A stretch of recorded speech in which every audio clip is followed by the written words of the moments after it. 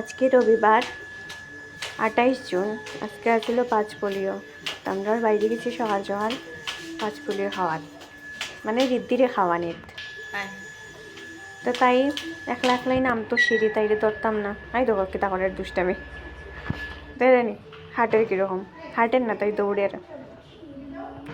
তারপরে আমরা আই গেলাম এখানে স্কুলে আইয়া তাই গুড গার্ল, একদম শান্তশিষ্ট মেয়ের মতো ইয়া খুব সুন্দর পোলিওর ওষুধ খাইলো। ওষুধ খুব টেস্টি, তাই মুখ দেখেই বোঝা যায় খুব টেস্টি ওষুধ।